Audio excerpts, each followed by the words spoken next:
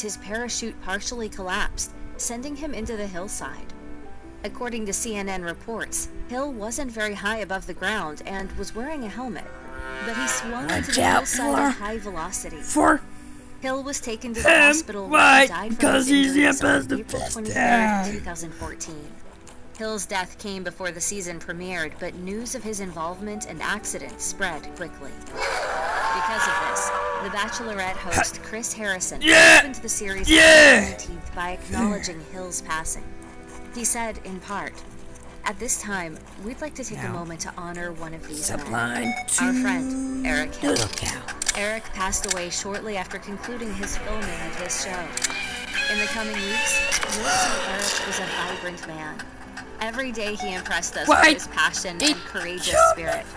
He will be greatly missed, and we dedicate this season to him." Alaskan Baseball documents the lives of the Brown family, with Billy Brown sitting as the clan's patriarch. The series follows Billy and his kin as they depict their lives living off the grid in Hoonah, Alaska, and Billy is featured throughout.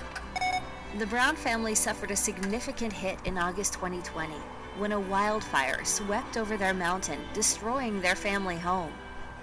The following year saw the Browns working to build a new home, and Billy was there, motivating his children to get it done. On February 7th, 2021, not long after the fire, Billy had a seizure and got killed. He was 68. While news of his death broke and fans knew of his passing, Billy's time on the show wasn't finished until Halloween 2021. The October 31st episode offered a touching tribute to the fallen patriarch, following numerous appearances throughout the season. The episode aired the 911 call a production team member made during Billy's seizure. "I have someone not breathing. I need an ambulance, like, as soon as possible." "What's the name of the person?" "No! Mr. Billy Brown." The episode continued with remembrances, showing how the Brown family handled Billy's passing, and documenting their grief along the way. His son Bear told Entertainment Weekly, "I took it pretty hard. We all did, really, because Da's passing was pretty unexpected. Everyone I passed on the road or saw me in a store would give me condolences and say how sorry they were. That's one thing that I try to keep in mind, that the whole world, everyone who watched the show anyway, loved and definitely misses Da." Kathleen Minnie Ross was one of the main cast members of Little Women Atlanta, having appeared in the show's first 6 seasons. The former hairstylist turned reality TV star only appeared in 5 episodes of the 6th season due to an accident that took her life. On April 26, 2020, Minnie was involved in a head-on collision in Atlanta, Georgia, around 11 p.m. She sustained severe injuries, including breaking both her legs and neck, and was taken to a hospital. Minnie remained in the hospital for 24 hours before dying from her injuries. At the time of her death, it was reported that Minnie was the victim of a hit-and-run accident. If you were perhaps in the area Sunday, police want to hear from you, as this was a hit-and-run crash. Ultimately, that turned out not to be the case, and a police investigation revealed Minnie was responsible for the accident that took her life.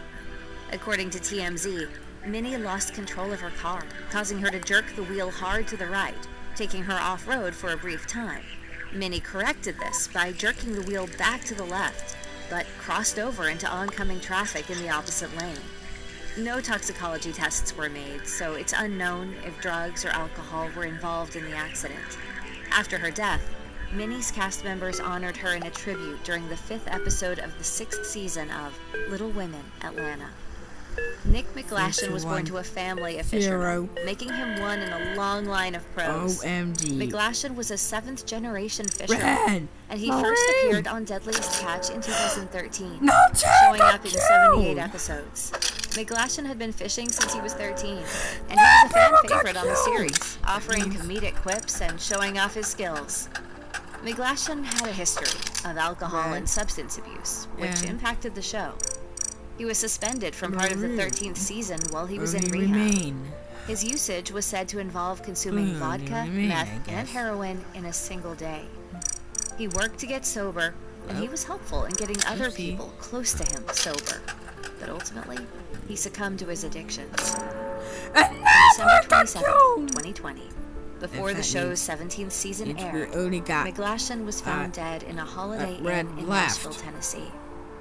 Initially, the cause of death wasn't known, but an autopsy report later 6, clarified that 5, he died of a drug overdose 4, after 3, taking a toxic 2, mix of meth, 1, cocaine, and fentanyl. 0. McGlashan was 33 at the time of his death, leaving behind a daughter, Lennon, and a son, What Dan. it?